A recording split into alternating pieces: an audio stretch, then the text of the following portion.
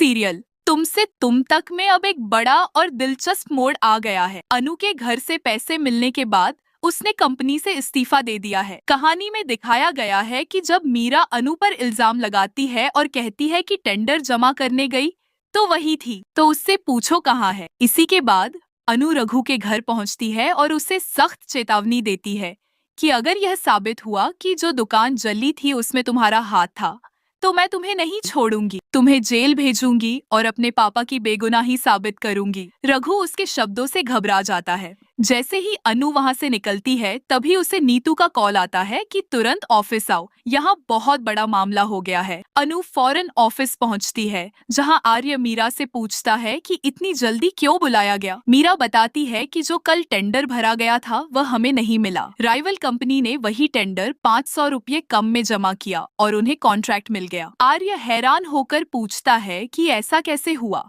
हमने तो पूरी रिसर्च के साथ फाइल तैयार की थी। मीरा कहती है कि मुझे भी समझ नहीं आ रहा, ये बात सिर्फ तुम्हें, मुझे और इन सर को ही पता थी, किसी और को नहीं। इसका मतलब कोई अंदर से जानकारी लीक कर रहा है। मीरा आरोप लगाती है कि टेंडर ऑफिस में जमा करने गई तो अनु ही थी, वही इसके पीछे है। मानसी भी सहमति जताती है, लेकिन आर्य कहता है कि अनु ऐसा कभी नहीं कर सकती। फिर भी अनु को बुलाया जाता है और उससे सवाल किए जाते हैं कि टेंडर जमा करने में इतना वक्त क्यों लगा। अनु कुछ नहीं बता पाती क्योंकि उस वक्त उसकी माँ बीमार थी। वो सिर्फ इतना कहती है कि मैं एक पर्सनल काम में फंस गई थी। तभी हर्ष कहता है कि क्या तुम कंपनी के काम के पैसे लेकर पर्सनल काम करती हो।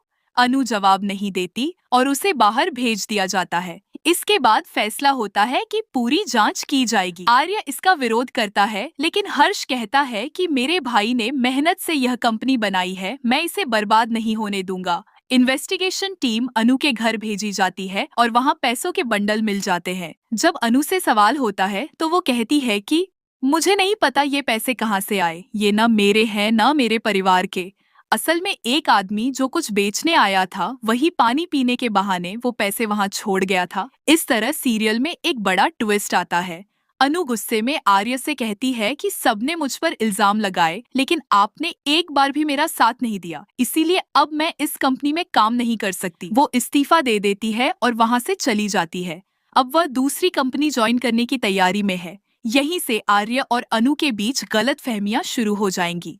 मीरा अपनी चाल में कामयाब हो गई है, लेकिन अब देखना होगा कि क्या आर्य को सच पता चलेगा और क्या वो मीरा को उसके की सजा देगा। ऐसे ही नए ट्विस्ट्स और अपडेट्स के लिए चैनल से जुड़े रहे।